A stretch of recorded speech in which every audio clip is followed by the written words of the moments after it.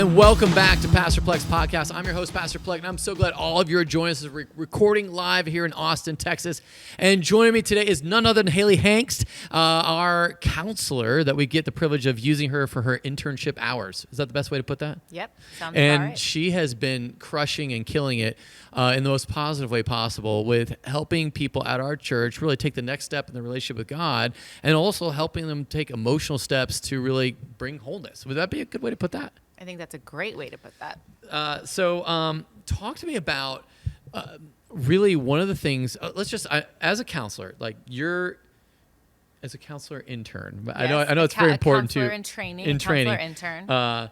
And so tell me about really what you feel like is one of the primary things in general. I don't want to get any specifics here, but in general, people are facing right now. A lot of anxiety. That might be the number one thing. Really? Now, is it anxiety about like finances, relationships, or just kind of just the general? I mean, both of what you just said. And I think just a lot of just kind of like widespread, just generalized chronic anxiety. Chronic anxiety. Okay. Chronic anxiety. Now, I think obviously, that was probably Jesus, the number one thing. Yeah, so Jesus says, do not be anxious. Or actually, Paul wrote that, don't be anxious about anything, but in everything, rejoice. That's just sort of like, wow, bring all your struggles and everything to God, and he's going to give you a peace that surpasses all understanding. So I have that tattooed on my arm, actually. Be anxious for nothing. What? Okay. Yeah. So in your own journey, how have you been able to combat anxiousness? And what's really the peace, or how are you able to get people from anxiety? Like they know the answer is God. Like you're not, for the most part, you're not dealing with people that have like no concept of God. Right. You're dealing with people who are Christian, who love Jesus, but the anxiety still traps them. So how did you personally deal with anxiety? And then what's the sort of strategy you kind of help other people take? Well, for me personally, anxiety was kind of a big thing for me for a lot of years. Not like I ever was officially diagnosed with anxiety, and I've never had to take medication for anxiety or anything like that. But just, I always, as a kid, I remember always feeling very anxious about something bad happening to my mom or dad. That was like a huge thing for me. I was always so worried that they were going to get in a car accident, or that they were... Like, how old were you in that? I mean, I don't know. Not by the time I was a teenager, but I feel like most of my childhood... Like elementary age years. Yeah, maybe even middle school a little bit too. And then, like, once I got married, I feel like I took all that exact same anxiety and it kind of transferred onto my husband. Really? I was always very anxious about something bad happening to him, or, him, like, leaving, like different things like that. And actually it would drive him crazy, which I get. And then it kind of transferred onto my kids. Like, it's almost like I kept replacing whoever was, like, I replaced my parents with my spouse as far as who my anxiety was going to focus upon, and then onto my kids. But then, like, I wish I had some really kind of pivotal story to tell, or something that was hugely helpful. And not that I do still sometimes struggle with anxiety. I think everyone does sometimes. So I don't want to act like I just am in perfect peace at all times now. But I would not say it's like a huge struggle anymore. And I don't know if it's just, I mean, I'm sure to some extent it's just, like, I've taken it to God a million times over the years. And so I'm sure there is growth and God healing me in that area. Honestly, like some of the things that I had felt worried about happened. And I think there is something to be said for realizing that, like, sometimes things are worse when you visualize and you think about what if. And then sometimes when the what if happens, you're like, okay, well, that does in fact suck, but I'm actually okay. And I can, that's not the ideal scenario, what just happened, but it didn't kill me either. And I'm okay. Do you ever see in that, like, worry, almost self-fulfilling prophecies, like where people worry about something happened that they almost force it to happen? Is that a thing? I cannot decide how I feel about that, honestly. I know some people think that. I don't know. I think I would more say I don't think that's a thing. Okay. But I don't know. Because I would say that most people worry about stuff that never comes to fruition. For sure. But I guess it is possible that you could worry something so much that you make it happen. Like, which is like a wild sort of thought. Like, I'm so worried that someone's going to leave me, and then I put on them, you're going to leave me, and Right. eventually they're like, I'm out. Like, I can't handle that. Well, you're right. So yes, I think there are certain situations where that is the case, whereby you're constant worrying, and then maybe the ways that changes you by being like a constantly anxious person, and what that does to you, maybe that then affects other things and then it's like a cycle that kind of like however you just worded it, self-fulfilling prophecy. Self-fulfilling prophecy. Like, I'm never going to have any friends. I'm always going to be lonely. Right. I'm always going to be single. And so therefore you almost, and if I'm just going the single realm, it's like then take people out of my life that would have the potential to bring a spouse or whatever, because I'm like, I know it's not going to work out. Yeah. I mean, kind of different from that, but kind of similar. So a little counselor talk for a second. Nice. Yeah, here we go. In the world of counsel, different counselors have different, what we call theoretical orientations or different approaches to counseling. And so some counselors, which I am one, lean into like cognitive behavioral therapy. And you have to explain that for all the rest. I will. But then there's, a million other theories and a million other approaches that people have. But with cognitive behavioral therapy, you're really looking for, like, everyone deep inside of you, you have core beliefs that are usually formed by the time you're like 7 or 8 years old. And they're formed from, the way your parents raised you, experiences that happened to you when you're little, just all kinds of things. But they're usually pretty like situated in you by the time you're like 7 or 8. Right. And there are these core beliefs about yourself, about just how the world works, about other people. And most people are not even aware or can't articulate what these core beliefs are. And there could be positive ones too, but like the negative ones that are kind of common for a lot of people are, I'm worthless. I'm unlovable. I'm helpless. I'm powerless. Like, that's a huge one that people don't realize, that deep down they have this belief that they're powerless. I mean, there's a ton. It could be anything, but those are some common ones that seem to come up a lot in counseling. And once you have that core belief, which, by the way, these core beliefs influence your thoughts a ton. So the core beliefs are the most like deep down buried thing. And then those influence your thoughts, and your thoughts go on to influence your emotions and then your actions. Right. So a huge part of changing someone's emotions and actions is figuring out, well, what are you thinking? And then, okay, why are you thinking that? What are you believing about yourself, or what are you believing about the world?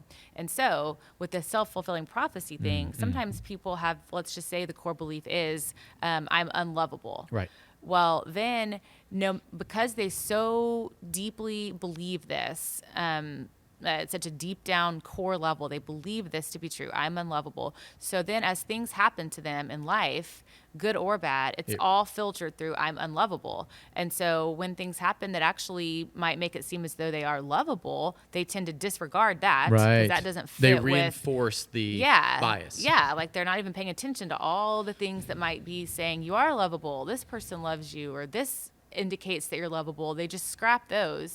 But instead, they're focusing on all the evidences that, yep, just like I thought, I'm not lovable. This person broke up with me. That just enforces what I already believed to be true. So it's a little bit different than self-fulfilling prophecy, but no, I think it kind of goes in the same world. All right, so I'm just thinking of my own kids now and counsel me on how I've parented. But like, my oldest, he'll run with a like very healthy perspective, high resiliency to disappointment. Obviously, there were times of like crushing anxiety of like, I'm not gonna be able to do this thing. But we've, now he's 11. Through prayer, through like, I don't know if I can play this game. I don't know if I can lose. It's gonna be so bad. We've been able to walk through that. And I'm watching my second son doesn't have quite the same resiliency. And when I think about core beliefs. Core beliefs. I think that's where in my parenting strategy, at the time I was really getting into discipline of my first son. Should have probably been thinking of like the more compassion side of really nurturing my second son, but he kind of got the discipline aspect because that's what the first kid was getting. Yeah. And he didn't get a lot of the, you're loved, you're the best, you're the greatest, you're the best. And so I'm having to kind of go back now and just reinforce the compassion, nurturing aspect of things. Yeah. Because I think we hammered on the discipline side because we were like, oh no, this kid is just too spoiled. The first one's too spoiled. We got to make sure we get, and Right. you kind of swing back Yeah. and forth. Yeah. I don't know if you've experienced any of that with your own Yes, kids. absolutely. And you're just like, I'm a terrible parent. Yeah. And so I'm now like, as I have to kind of go through, what are your core beliefs? My older son kind of like thinks everyone else is stupid and they don't know anything, and that's like, he's great. Yeah. Whereas my second, it's like everybody hates me. Right. So that's I'm having to kind of humble this one, my older one, and then my second son, I'm trying to get him to understand that those are not true. Right. And probably I've given that sort of belief to you, and Yeah. I have to sort of apologize Yeah. and sort of work through that and Right. kind of help them with that. What is a good way? Like, because I think parents, as they're going through parenting, and so you can just tell me, you sort of realize you've created in your child some anxiety that maybe you even had. Yeah. And it's like, I've just passed that on to you. Congratulations. Right. Like, how do you parent through some of that to kind of get them to a place of wholeness, healthy, reality? So are we talking about just anxiety, or are you talking about just Or negative core beliefs in negative general? core beliefs, or- which I think feed into the anxiety. Yeah. Well, for one thing, I was going to say, I don't know if this is answering your question, but I just remembered this and think it's important for people to know. So if you're not going to see a counselor, sometimes it can be hard to even know what your core beliefs are. Right. Like, a counselor is hopefully trained in kind of pulling that out. But if you don't have a counselor, you might be like, well, I don't even know what my core beliefs are. Right. And one good way, and I'll tell a little story about myself, which if I was counseling, this would be a no-no, because Yeah, in the yeah. We counseling don't do that. world, you're not supposed to disclose anything about yourself Is that to your because it client. draws the person too close to you? Well, that could be one thing, but also you don't ever want to put the client in a position where they feel like they have to console you, Right. or where they feel like, oh gosh, I was going to tell them about this, but now I'm worried that It's gonna that's going trigger to something. trigger Yeah. them, and Got so it. you don't want that. And so I'm not really supposed to talk about myself when I'm counseling, but I'm not counseling right now. Way to go. And so I'll tell this story just because I think it could maybe help someone figure out what their core belief is. Yeah.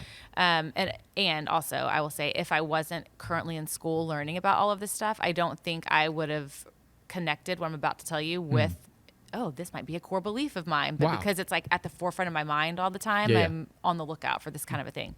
But if you remember, a few months ago, I was here Yep. leading a group counseling session, and I had an appointment like right when this finished over in Cedar Park. So Right. I needed to leave like the ASAP. second the hour was up.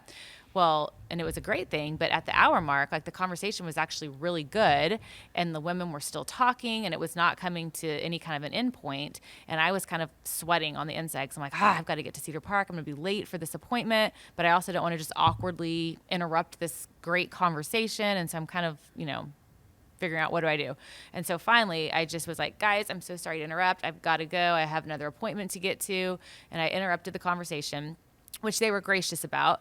But as I'm like gathering my things and I'm like rushing, I just, for some reason, felt completely awkward. I felt so awkward that I'm like interrupting the conversation. I'm leaving in the middle of this session. I'm like gathering my things while they're still talking. And so as I'm walking to my car, a thought pops in my head, and it was like, oh my gosh, why are you always such an awkward person? Like, that pops into my head, right? Wow. Well, I bet any of us, I'm sure you too, like all throughout the day, thoughts, and again, in the cognitive behavioral therapy world, those are called automatic thoughts, these thoughts that just pop in your head. So for me, it was, oh my gosh, why am I such an awkward person? Well, as I start kind of applying all the things I'm learning right now, I'm like, oh, that's an automatic thought I just had. What is that? What does that mean about myself? The fact that the thing that pops in my head is I'm an awkward person. Well, as I kind of like trace it down, I think probably for me, a core belief I have is like, and I'm fine. I'm not like crying over this or needing anyone to console me. But I think if I'm really examining myself, a core belief is like, something is kind of wrong with me. Like, I'm slightly awkward. I'm slightly not quite as together as other people or something. Yeah. So that's like a core belief, but I identified that by like, what are the automatic thoughts that pop in my head? And a lot of times it's, oh my gosh, you're so awkward. Oh my gosh, I'm sure they thought that was so weird. But does this make sense, what I'm 100% saying? does. Okay. So for a person that's trying to figure out what is my core belief, like, one thing that you can do is be very aware of these automatic thoughts that pop into your head throughout the day. That's good, man. I'm like thinking, what are my core beliefs? Yeah. So walk me through it, because I would love to like. Yeah. So like with this situation, which I didn't, again, like I'm just trying to provide an example. I didn't like go home and like cry over this or anything or feel, terrible about myself. But like, so if I was trying to figure out what's my core belief based on that automatic thought, I could do something like, oh my gosh. So my thought again was, oh my gosh, why am I always so awkward? Well, then I could have asked myself, well, like, what makes me think I'm awkward? Well, I feel like those girls looked at me weird when I had to get up and leave. Well, what if they did? What does that mean about me? If the girls looked at me weird, what does that mean about me? Well, I don't know. I guess maybe it means I'm kind of a weird person. Well, what if that's true? What if I'm kind of a weird person? Well, then that means like something's wrong with me. I'm not supposed to be a weird person. I'm supposed to be a normal person. And so you've kind of arrived at the core belief of, well, I guess something is wrong with me. Right. So you kind of keep asking the question, well, what would that mean? If that was true, if that thought is true, what would that mean? Okay, well, if that's true, what does that mean about yourself? Yeah, man, that's awesome. I think a couple, like, as you're sharing that, a couple thoughts just popped in my head, because I know I have no need to console you, so I can now do my thing. It reminded me of, like, when I was in the Army, and guys were not, I mean, we went through a hard year in combat. And so I remember like one conversation, I think it came out where I didn't think my lieutenants thought I was a very good leader. And I go, you guys probably think I'm not, I kind of just said that. You guys don't think I'm that good or whatever. I'm sorry, I failed you or whatever. Yeah. And they're like, so you're not that bad. It was a weird, it was funny how I just sort of assumed I'm the worst. Right. At that. And I think that translates into pastoring of like, I'll hear the only things you hear or remember are all the times people criticize you. Right. That sermon's I'm just not getting fed. That Yes. sermon's boring. That was whatever. Right. And then you're like, I think you can kind of bias toward those things as opposed to the gazillion people that are still here and haven't left. And not even to mention, people are usually more vocal with their complaints than with their praises. So the people that speak up or write in are usually the ones who have a problem. And so you're like, and so you can kind of spiral on the negativity and be like, I guess that's who I really am. And then, so the question you asked, what does that mean? It was like, so if that were true, what would that mean about me? Yeah. So that if that were true, what would that mean about me? I would say, well, I guess our church is never going to grow.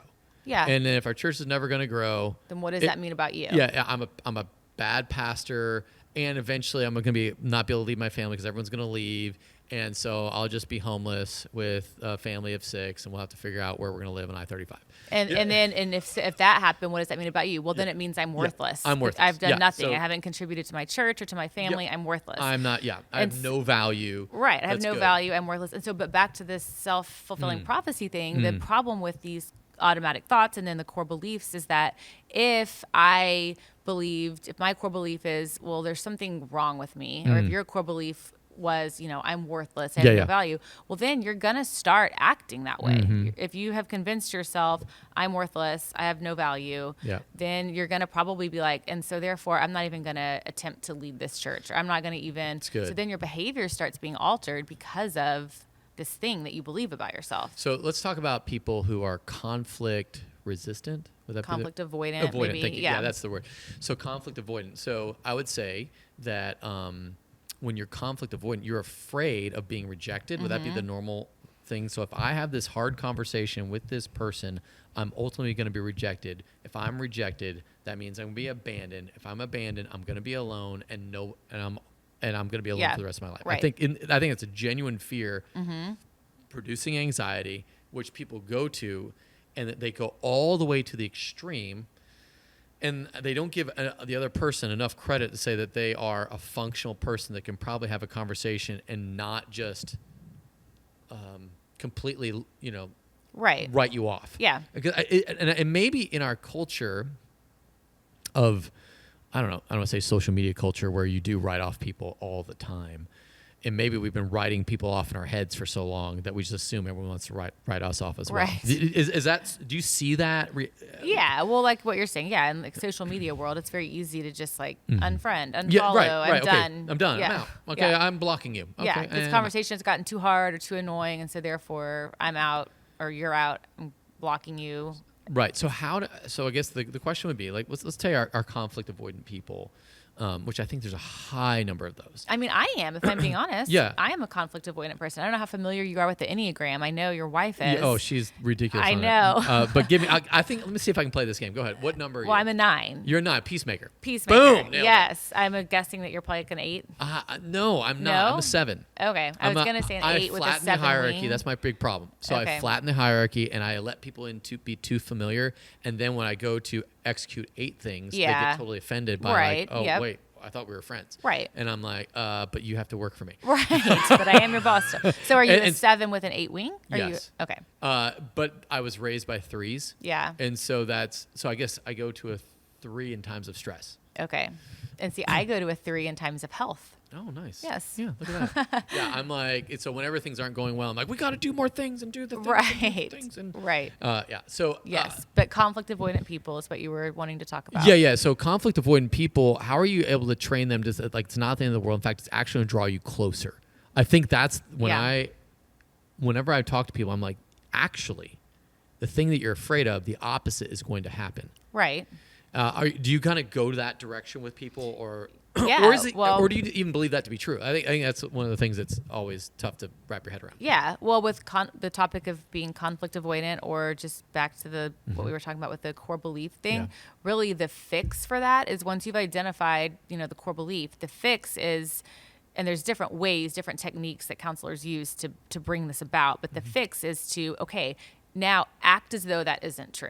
So my core belief is or yours, hypothetically, I'm worthless. Okay, well, what we're going to do is we're going to do some things where you're going to act as though that's not true. You're going to Yeah. behave and proceed in life as though it's not true that you're Yeah, worthless. so let's say I have I'm a conflict avoidant person, and I know I have a hard conversation. How would I act like I'm not going to get rejected? What would that look like? I think it's gonna just be like, you're just gonna have to go do. It's almost like a behavioral experiment is what Okay. we call it. You're Facing gonna your just fear go kind do of a it. Yeah, you're gonna go do it, and then you're gonna come back to counseling, and we're gonna talk about how did that feel. Yeah. Did you get rejected? And actually, maybe they did. Who knows? Like, it's not realistic that every time you have a heated conversation that you're going to get rejected every time. So that's a fear that I think could be dismissed. But you might sometimes.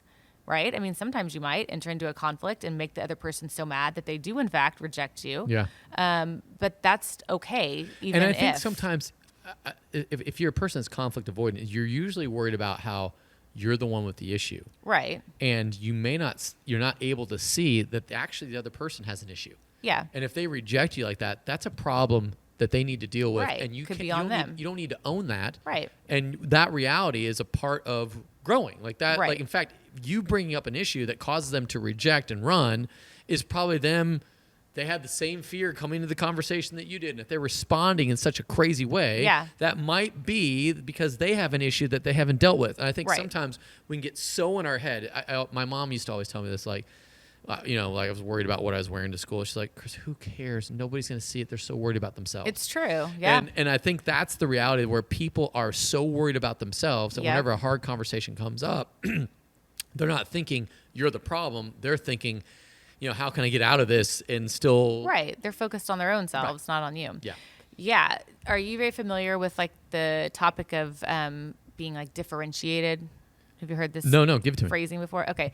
So though I mostly know about and use cognitive behavioral therapy, there's this whole other world, this whole other approach that I'm actually very interested in. Ooh, fun. And I'm just learning about it, so I don't want to act like I'm We all know you're an intern. I'm at You're a allowed to surface say- level still. Yeah. But the more I learn about it, the more and more I'm very interested and thinking like I might start to incorporate more of this than CBT eventually.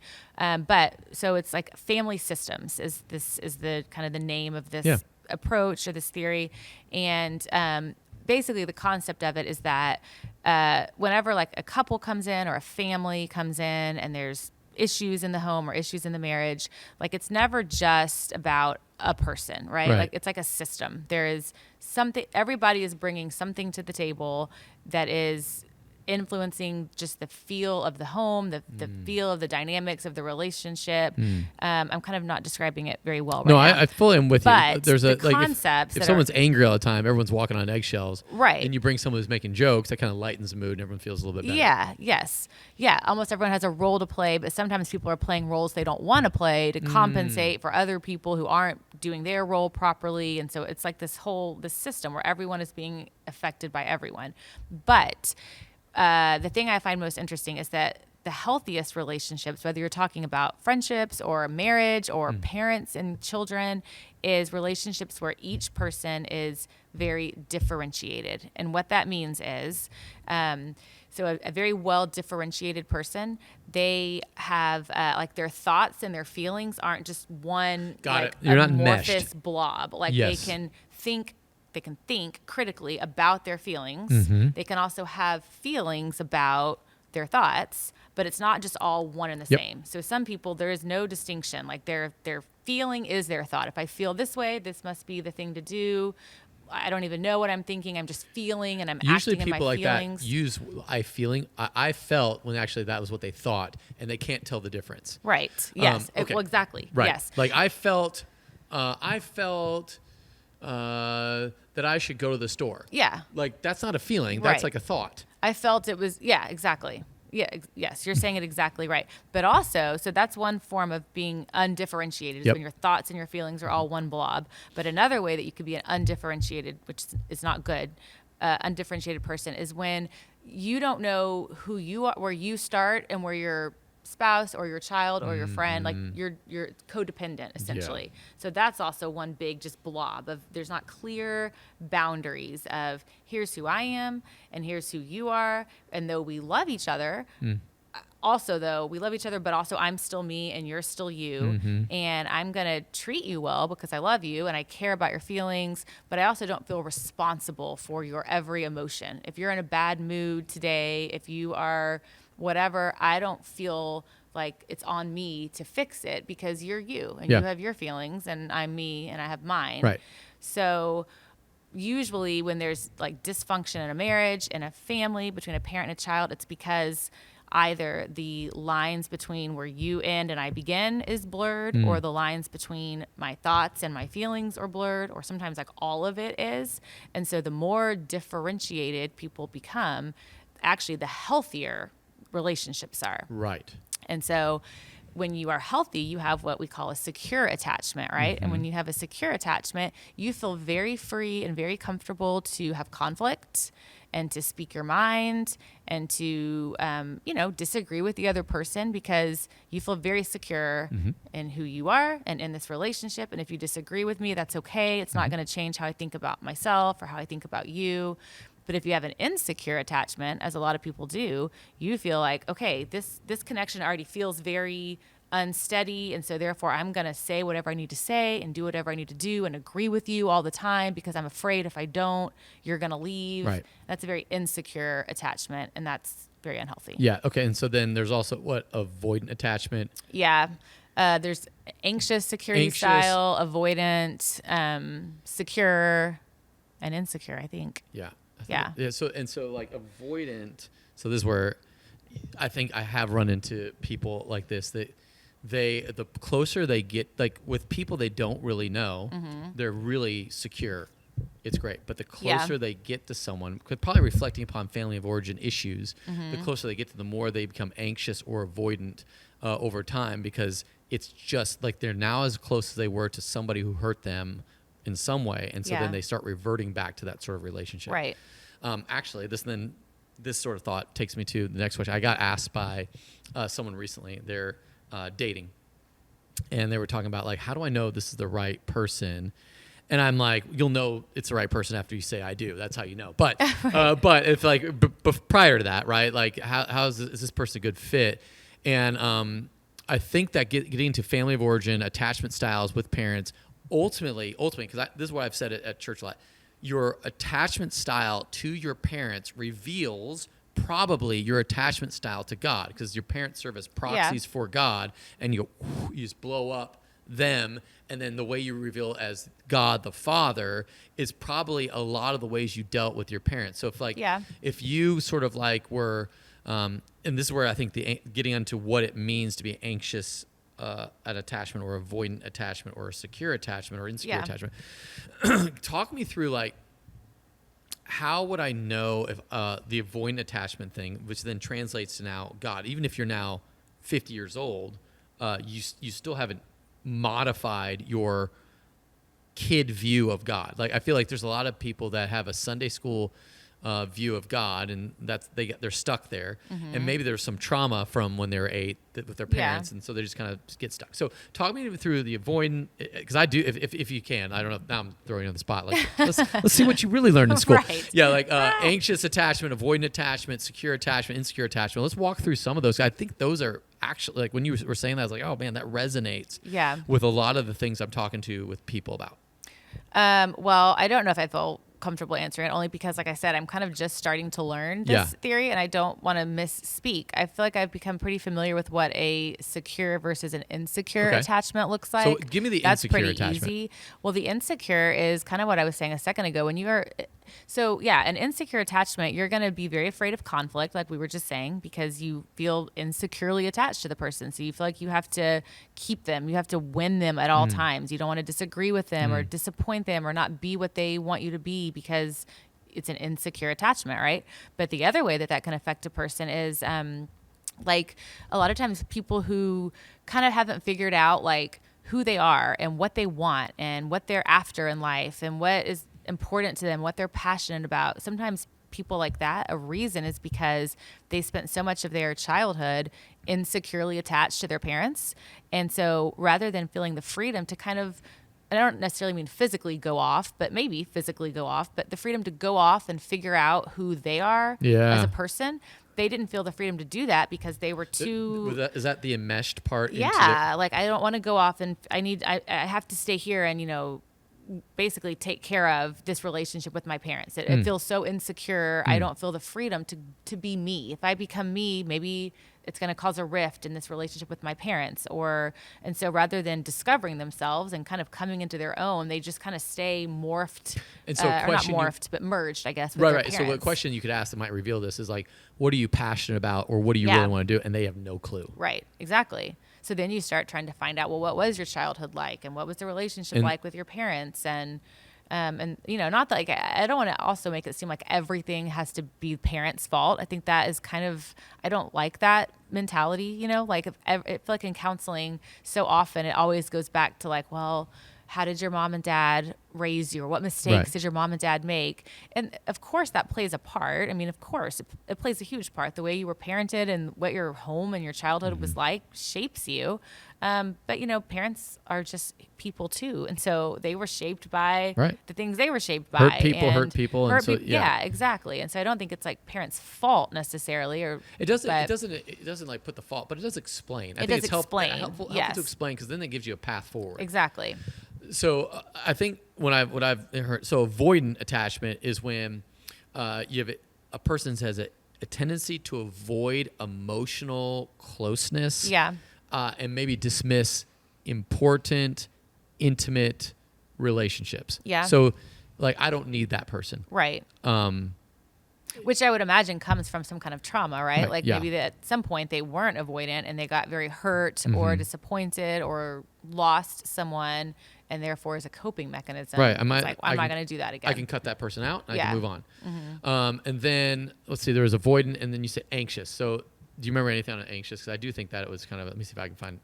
Yeah, I mean, in my head, anxious and insecure are kind of feeling like the same thing, but I do think there is a difference. So since you have your computer on anyway, look it up. I'm going to look at it. You can probably, I'm just going to give you like a real short one, and then you tell me, you can probably go on.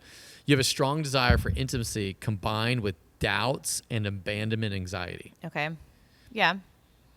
That pretty much sums it up. Right. So how would somebody get? So how would you have? So the abandonment anxiety would be like, you're not going to be there for me later on, and so I constantly live in this fear of drawing.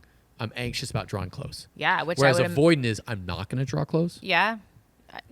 it almost seems like from what you were just reading, it almost seems like with the with the anxious, it's like they're desiring this intimacy and this closeness, but there's a whole lot of fear Barriers. and anxiety involved. The avoidance almost seems like, maybe deep down they desire it, but they have almost just like shut off that part of themselves. Yeah. Where they're not even aware that they're desiring that. I just pulled up this one. This has all 4 of them. Secure attachment. You're trusting and feel comfortable with intimacy and space, which we talked about. Then you've got anxious attachment. You have a strong desire for intimacy combined with doubts and abandonment anxiety. Avoidant attachment. You live with a strong desire for independence and a sense of not needing anyone. And then fearful avoidant is you may face disorganized attachment. I think is what you may face inner conflicts between wanting intimacy and having fear of getting too close. Yeah. You're just kind of all over the place in that one. Yeah, and that makes the relationship, like in marriage anyway, I think that makes the relationship feel like you're walking on eggshells and with a bipolar person. Yeah. Because they're constantly like, I want to be close to you. And then you get close, like, I hate you. I want to just stiff arm you. And you're like, what am I dealing with? Right. And then the person that maybe have a secure attachment, or maybe they have they have their own disorganized attachment where they have their own anxious. They're like, all their biases are coming true because this person is acting in a dysfunctional way. Right. And how can you have a relationship with them? Right. Which I think, like you were asking about premarital stuff, I think that's a huge thing is for couples before. And I don't know that it means that you shouldn't get married, but I just think being aware of each person's attachment style and knowing, okay, we know this about each other, so we're going to need to be mindful of this. I don't know that it necessarily means it's not going to work. I think they could maybe make it work still, but I think they need to be aware. Well, yeah, and I think the more information you have, the better. What I usually tell people, because usually when people get married, they're in the honeymoon, everything's perfect phase, and so it's like you can't hear anything I'm saying.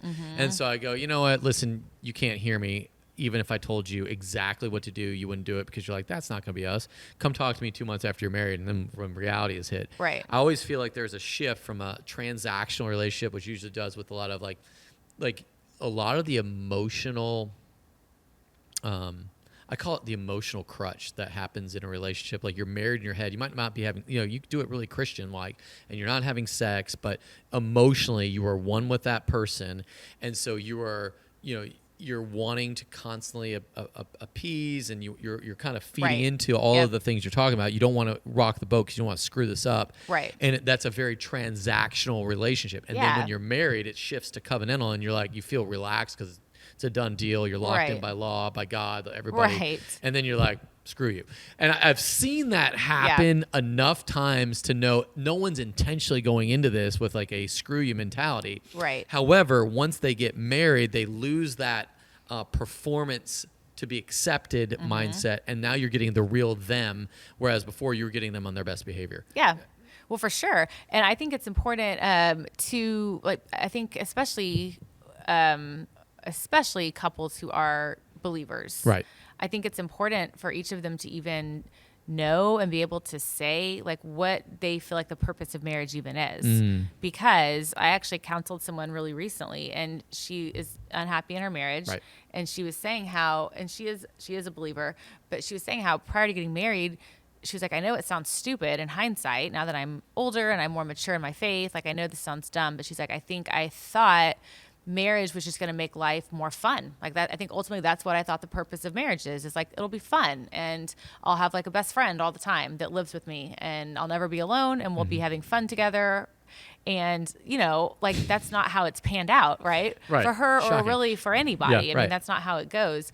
And so I think just having a realistic, like, sure, it's icing on the cake if when you're married, you're still having fun together, and like, that's a good thing. It's not a bad thing. It could be even a good thing to work towards. But if that's like the reason that the two of you are getting married, that's not gonna, you're gonna be disappointed real soon. Yeah. As with a lot of other reasons that people are getting married for. So I think having an understanding of why are we even doing this ultimately, knowing that like eventually the fun's gonna probably fade, eventually, certain things are gonna fade. It's gonna go from fun to work. Yeah. And I think that's all of life. Like when you get to a new job, I'm so excited about this new job. Right. And then that first 3 months is always hell. And then after that, it's like fun again. And then after that, it's like, you go through this period wwhere your boss is moody for a while. And then you're going through all sorts of stuff. It's a job. No matter how much you like it, the reality is it's a job, Right. right? Just like marriage, like no matter how much there's fun sometimes and love, There's a like person it's a there. lifelong commitment with one person for life. Like Yep. that's not going to feel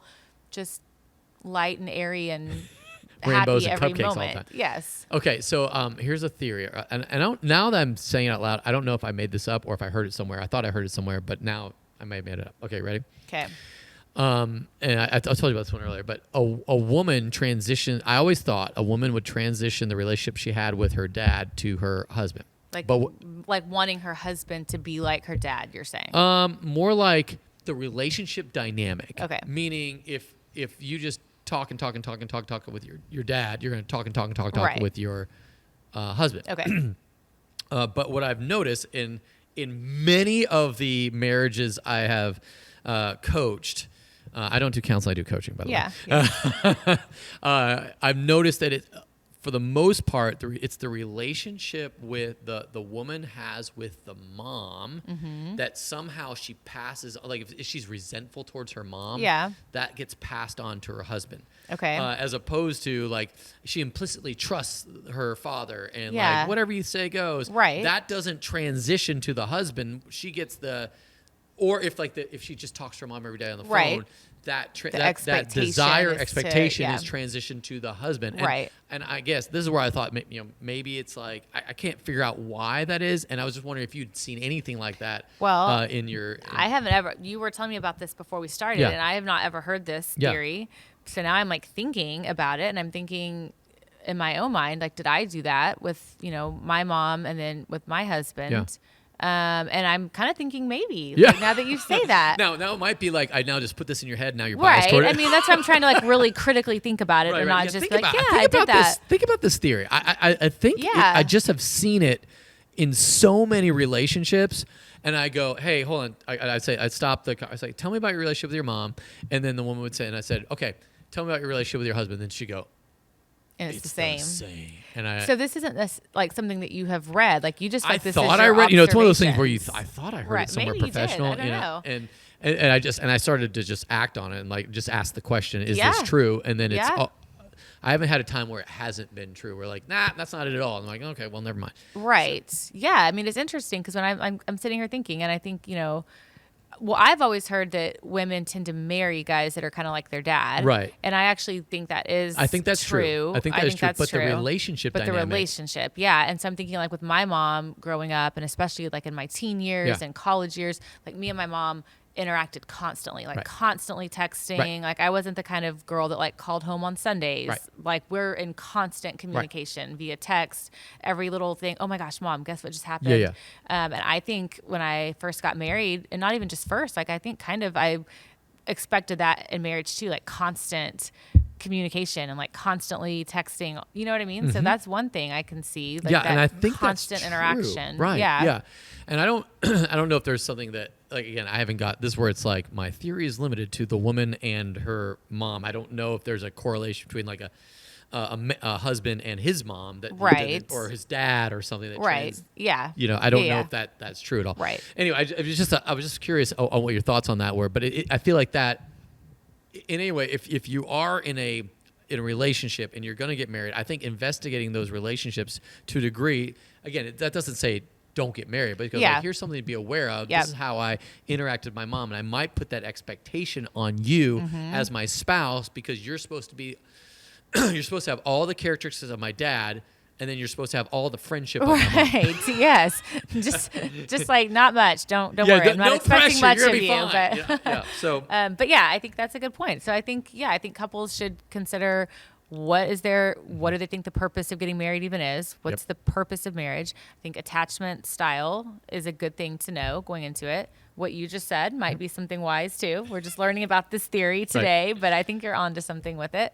And yeah, I just think so. Like, I think being really aware too of what each other's parents' marriages looked like, because you're gonna like that's what you've seen all your life, right? And whether you realize it or not, you're shaped by how your parents interacted with each other. Yep. And so I think just being aware of all that, because sometimes your spouse will act in some certain way and you're like, what's wrong with you? Or why would you think that? Or why would you act this way? Well, if you understood where they came from and how their parents were and how then you understand better. You know what I mean? That's good. I think being aware. 1,000%. Man, I feel like we could talk more about this, but we're going to have to bring Hayley back. That's what I'm thinking is like, we're going to bring her back and we're going to ask if you got any questions for the next time we bring Hayley back. Text us at 737-231-0605 or go to pastorplek.com and leave a question there for us. We'd love to hear from you. We'll be back. We'll talk more about relationship dynamics, counseling, all that. We would love to hear from you. Even with talk about parent to kid to spousal or premarital or relationship, we'd love to talk about all those things. But from our house to yours, have an awesome week.